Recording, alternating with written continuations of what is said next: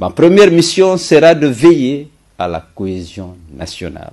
Mes chers compatriotes, tant que les Guinéens seront divisés par catégories ethniques, opposés les unes aux autres, comme le pouvoir actuel l'a favorisé, le redressement du pays que nous appelons de nos voeux ne pourra pas se réaliser.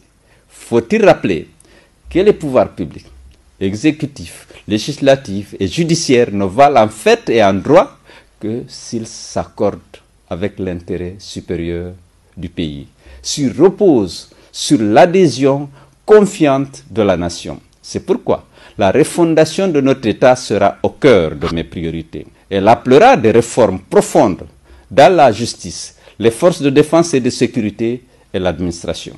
Il faut un consensus pour imposer ces réformes qui ne prendraient pas en compte cette fois-ci l'ethnie ou la région.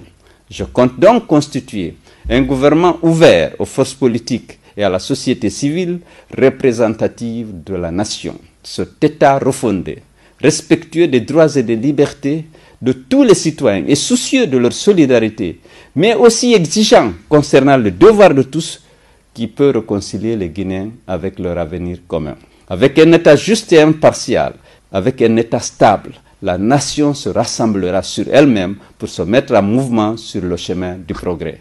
Grâce aux opportunités qu'offrent les richesses de notre territoire, je compte très rapidement satisfaire les besoins d'emploi des jeunes, notamment les chômeurs diplômés, et améliorer le niveau d'autonomisation des femmes.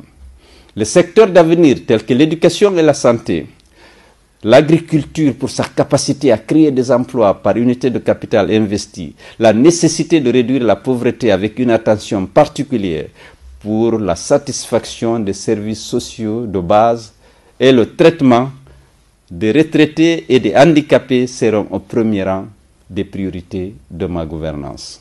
Mes chers compatriotes, au cours de ces 10 dernières années, la pauvreté s'est encore accentuée dans notre pays et les libertés ont reculé. Nous ne devons plus accepter que la Guinée continue à être dans la queue du peloton du monde. Seul le développement de notre pays le fera respecter et les Guinéens retrouver la considération qu'ils méritent.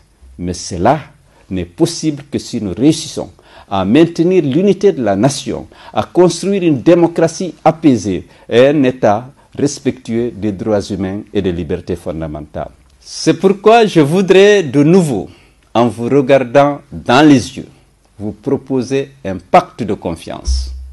Je sollicite